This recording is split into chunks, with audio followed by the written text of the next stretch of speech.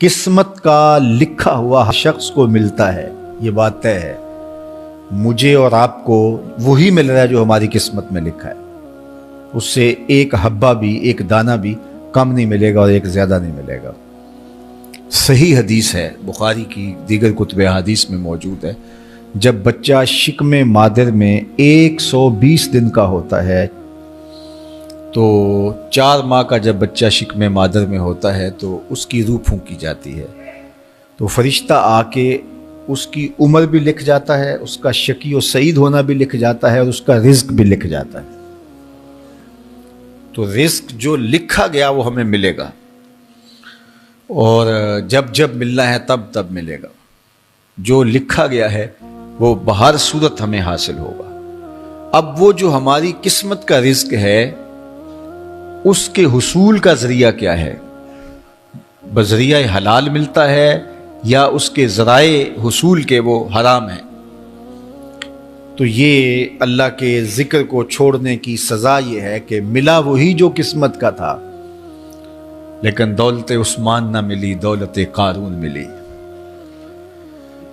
لکھا جو تھا، مقسوم تھا، ملا وہی، ایک دانہ بھی زیادہ نہیں ملا اور ایک دانہ بھی کم نہیں ملا، لیکن اس کی سزا کاٹنی پڑے گی اس لیے کہ حصول کے ذرائع حرام تھے۔ تو حضرت اکرمہ رضی اللہ تعالیٰ عنہ فرماتے ہیں کسباً حراماً، تو معیشت تنگ کیسے ہوتی ہے؟ بندہ کہتا ہے کہ یہ تو بڑا کما رہا ہے لیکن کما بذریعہ حرام رہا ہے۔ اللہ اکبر۔ بعض اوقات کچھ لوگ محنت کر کے بھی حرام کماتے ہیں۔ ہم نے دیکھا کہ اس گرمی میں جو لوگ مزدوری کرتے ہیں اور بالخصوص لوہے کی بھٹی پہ جو کام کرنے والے ہیں، کتنا سخت کام ہے، لیکن وہاں بھی جو ہے وہ چاہے 15-20 منٹ جو ہے وہ خیانت کر کے اپنے اس رزق کو حرام بنا لیں اور ناجائز کر لیں، اتنی مشقت کے باوجود بھی کیتی کتری پئی کھو محمد پھر سکہ بنے زردہ۔ تو ایک سودا ایسے بھی بک جاتا اگر 2 منٹ گاہک کو دیتا، لیکن جھوٹی قسم کھا لی اور وہ لے کے چلا گیا، سودا تو بک گیا لیکن ذریعہ اس کا حرام ہو گیا۔ یہ ذرا دیکھیے، جھوٹی قسم کھانے والے کو اللہ نظر رحمت سے بھی نہیں دیکھے، اتنی بڑی سزا ہے اس کی، اور نہ بکتا کوئی اور آ کے لے جاتا۔ جو قسمت میں لکھا ہے وہ تو آپ کا ہر صورت میں ہوگا، لیکن کچھ لوگوں کو اللہ کے ذکر کو چھوڑنے کا نتیجہ یہ ملتا ہے کہ پھر وہ ان کے ذرائع آمدنی جو ہوتے ہیں، محنت کے باوجود بھی کسب حرام ہو جاتا ہے کسی نہ کسی وجہ سے۔ کئی لوگ دودھ اکٹھا کرتے رہتے ہیں، آخر میں ایک قطرہ پیشاب کا ڈال دیتے ہیں۔ سادہ مثال آپ کے سامنے رکھو، کتنی محنت سے وہ کیا تھا، تو اپنی ساری محنت کو ضائع کر دیتے اور حرام کا ٹانکا لگا دیتے، ایک قطرے سے وہ سارا ضائع کر بیٹھتے۔ تو یہ اللہ کے ذکر سے منہ موڑنے کا نتیجہ ہے۔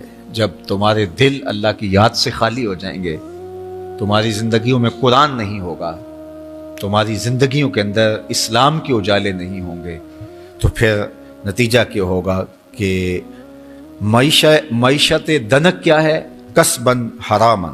دوسرا معنی کہ تنگ زندگی، تلخ زندگی، جو حضرت عبداللہ ابن عباس سے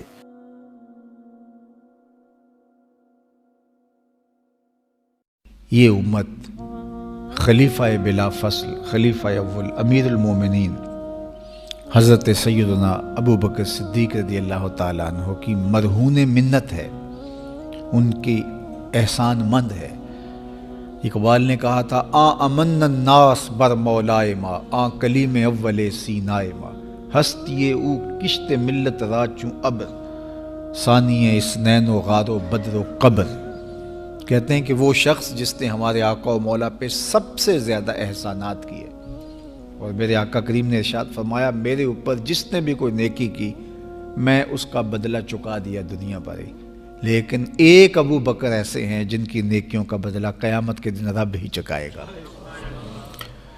یہ حضور علیہ السلام نے ارشاد فرمایا۔ اور پھر میں ما نفعنی مال احد قط، ما نفعنی مال ابی بکر، مجھے کسی کے مال نے اتنا نفع نہیں دیا جتنا ابو بکر کے مال نے نفع دیا. اپنا سب کچھ حضور کی راہوں میں نچھاور کر دیا. مال پیش کیا، جان پیش کی، اولاد پیش کی، وقت دیا، ایک ایک سانس حضور کے نام کر دی. کہتے ہیں حضور علیہ السلام کا سایہ نہیں تھا، لیکن ابو بکر رضی اللہ تعالیٰ عنہ سایہ بن کے حضور کے ساتھ رہے، سائے کی طرح حضور کے ساتھ رہے. بدر کے ساتھی، حضر کے ساتھی، سفر کے ساتھی، غار کے ساتھی، حد ہو گئی مزار کے ساتھی. اللہ اکبر. ایک دن حضور ایسے نکل رہے ہیں مسجد نبوی سے تو کوئی لوگ داخل ہو رہے تھے، تو حضور کے دائیں ہاتھ میں ابو بکر کا ہاتھ تھا، بائیں میں حضرت عمر کا ہاتھ تھا. تو حضور ایسے دونوں کے ہاتھ پکڑ کے باہر نکل رہے تھے، تو کسی کو اندر آتے دیکھا تو اس کو دیکھ کر کے کہا قیامت کے دن ہم قبروں سے یوں ہی اٹھائے جائیں گے.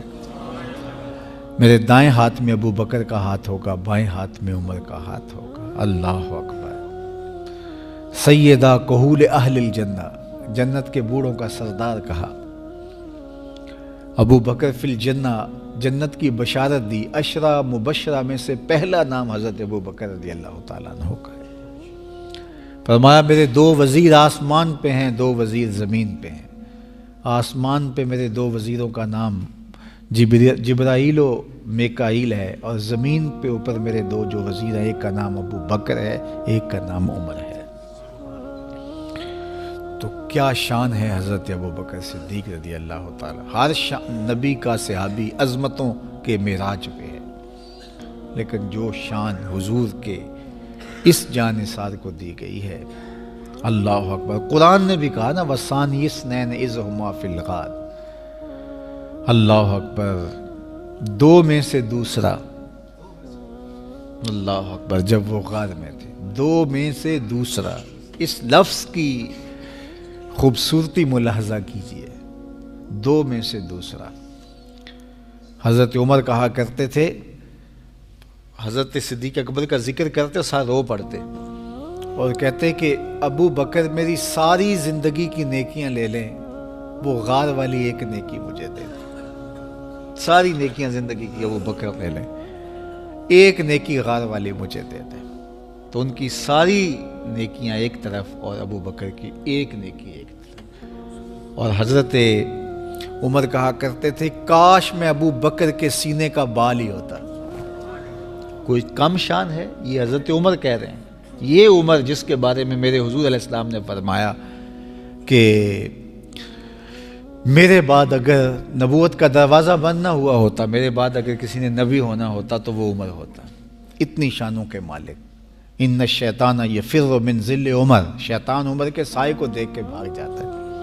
وہ عمر کہہ رہے ہیں کاش میں ابو بکر کے سینے پر ہوگا ہوا بال ہی ہوتا. یہ شان ہے، یہ عظمت ہے. سارے حضور کے صحابی عظمتوں کے معراج پر، لیکن ان کی شان ہی وکری ہے. کسی پنجاب شاعر نے کہا کہ سارے یار نبی دے سونے، نہیں کوئی اینا یاراں ورگا، نہ کوئی ہویا نہ کوئی ہوسی، اینا جان نثاراں ورگا، نہ اس دھرتی پیدا کیتا، اینا یاراں ورگا، اعظم شان صدیق کی دساں اکو یار ہزاراں ورگا. وہ عظمتوں کی کس معراج پہ امن الناس بر مولائے ماں، کلیم اول سینائے ماں، ہستی او کشت ملت راچو ابر، ثانی سنین و غار و بدر و قبر. بدر کے بھی ساتھی، قبر کے بھی ساتھی، مزار کے بھی ساتھی، غار کے بھی ساتھی. اور کھیت اسلام کی کھیتی کے لیے ابر بہار کی طرح برسے اور سیراب کر گئے. اور اس امت کے لیے انہوں نے جو کام کیا وہ انہی کا مقصوم